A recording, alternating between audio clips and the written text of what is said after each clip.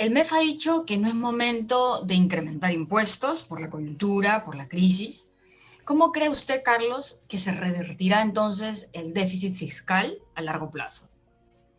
A ver, hay por lo menos 4 o 5 medidas en materia tributaria que hay que implantar o seguir implantando, que van a tener un efecto positivo sobre la recaudación, que nos podrían dar tranquilamente un par de puntos del PBI en materia estrictamente tributaria.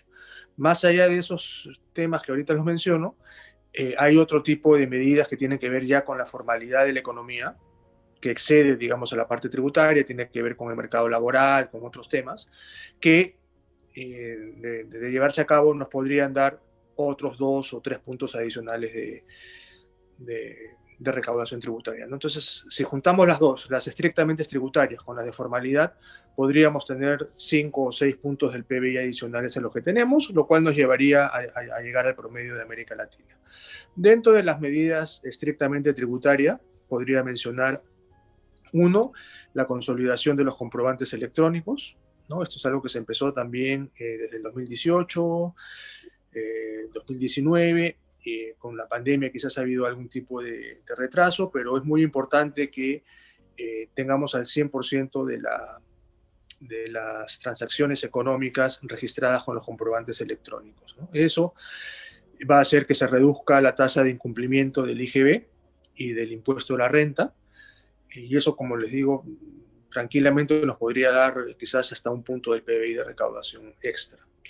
También tenemos la implantación de la norma antielusiva que sacamos el año pasado. Eso es un poquito más difícil de calcular, pero también nos podría dar, en los cálculos que hicimos en su momento, quizás unas 3 o 4 décimas de recaudación adicional.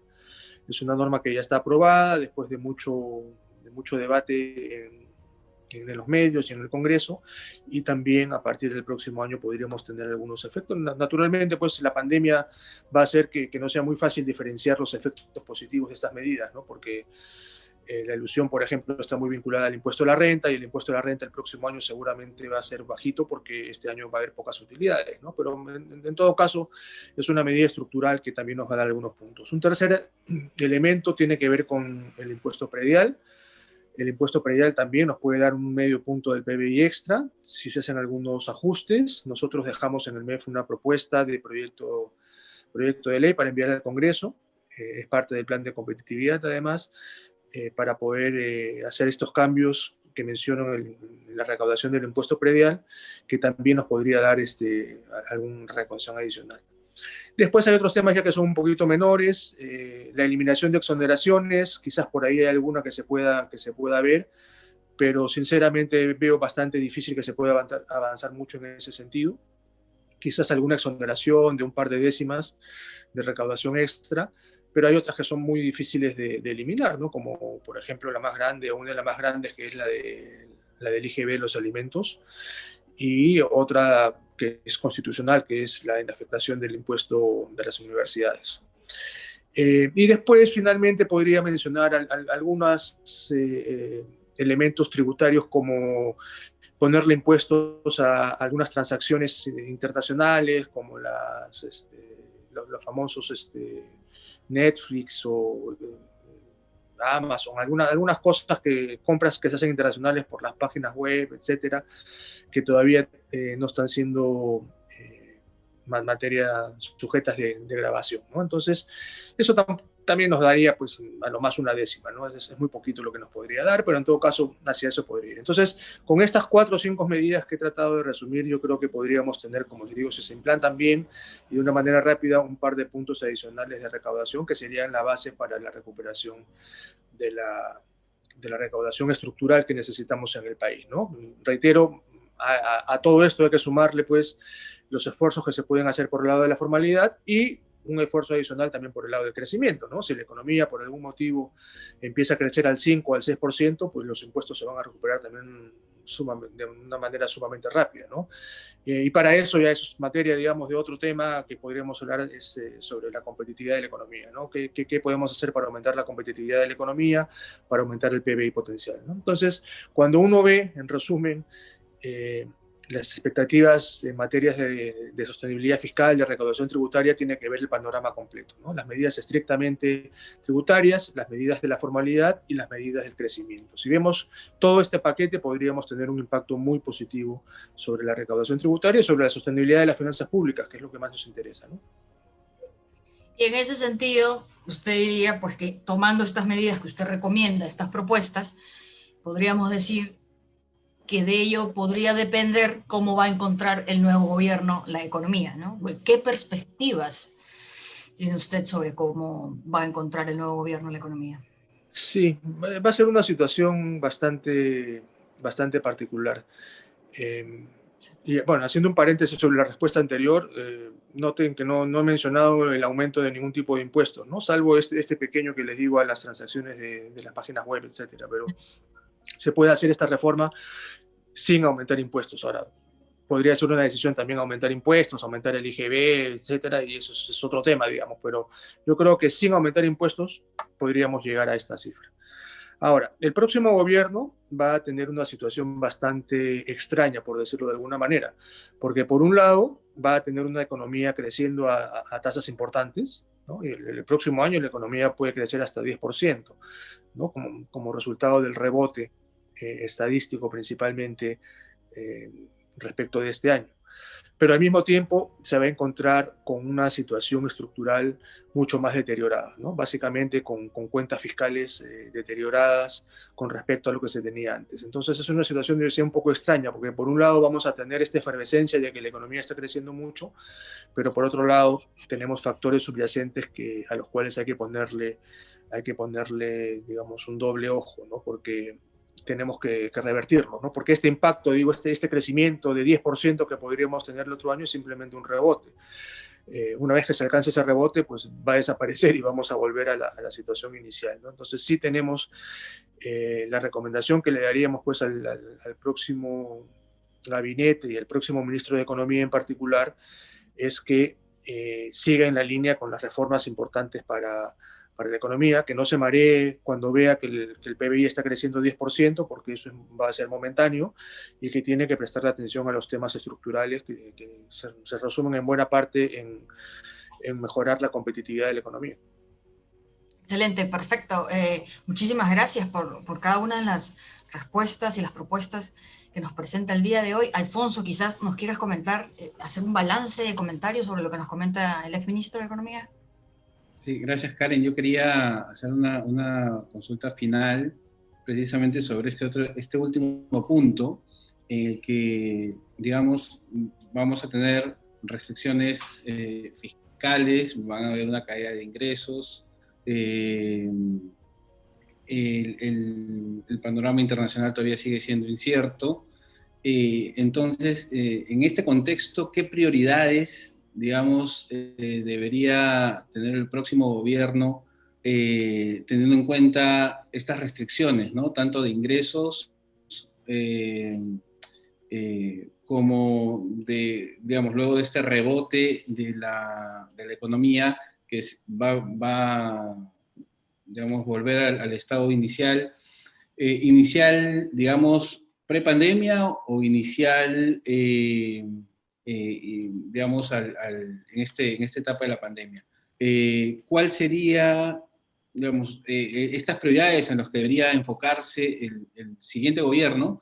Porque de hecho va a continuar, según lo que han anunciado las autoridades sanitarias mundiales, el tema del COVID.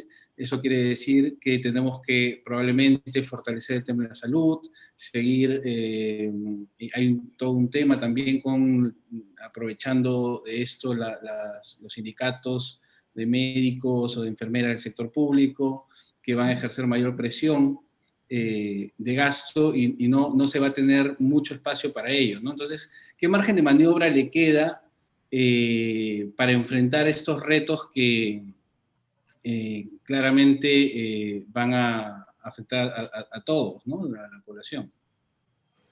Sí, a ver, si pudiéramos resumir, digamos, lo que debería ser el plan económico del próximo gobierno, yo podría hacerlo de la siguiente forma. Por un lado, hay que preservar las bases estructurales de nuestra economía, lo cual significa tres cosas.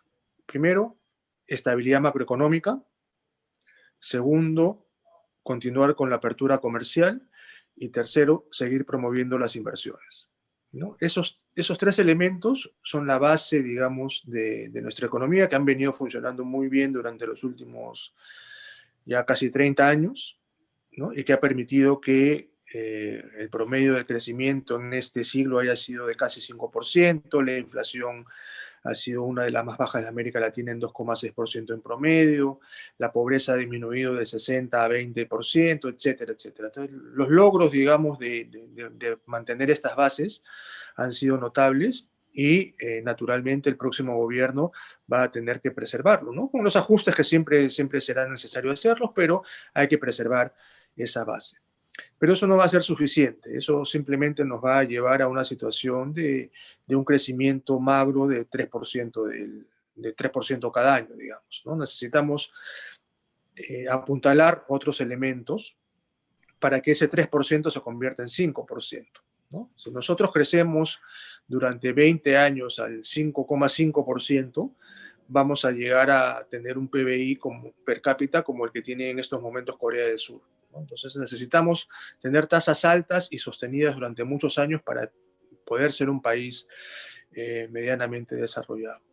Y para eso lo que necesitamos es mejorar la competitividad de la economía, ¿no? Nosotros ya hemos planteado hace un par de años ya eh, la política de competitividad y después el plan de competitividad, que tiene 84 medidas, que son, digamos, las medidas que en ese momento veíamos viables para aumentar la competitividad, pero no son las únicas, ¿no? Esas medidas cada 6 meses tendrían que renovarse y sacarse 20, 30 más y tener un plan de competitividad que sea algo dinámico y que pueda implementarse a lo largo de los meses, ¿no? Entonces, si no trabajamos en ese plan de competitividad, que reitero, hay que mejorarlo todavía, hay que actualizarlo. Si no trabajamos en eso, pues simplemente vamos a volver a crecer o a tener un crecimiento del PBI potencial de 3%, que claramente no es suficiente.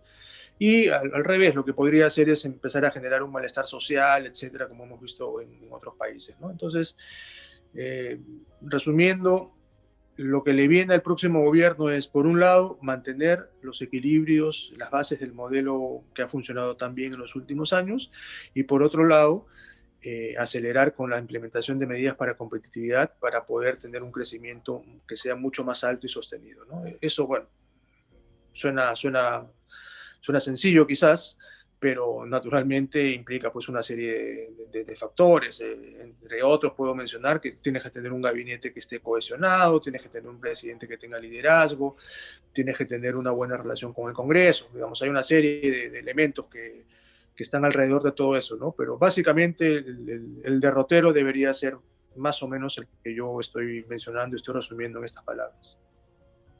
Una pregunta final, Carlos, es, en esta, digamos, la economía siempre ha tratado de estar un poco al margen de la parte política, pero eso en la realidad no ha sido siempre posible, ¿no? Entonces siempre hay un efecto, sobre todo ahora en campaña electoral, donde hay algunos grupos políticos que más bien buscan ir contra el modelo, reformar la Constitución, digamos, regresar a esquemas que la evidencia nos muestra que han fracasado, ¿no? Entonces, ¿cómo podría, digamos, el siguiente gobierno tratar o la población, más que el siguiente gobierno, digamos, qué hacer para que la población pueda tomar conciencia al momento de votar y que pueda, digamos, vincular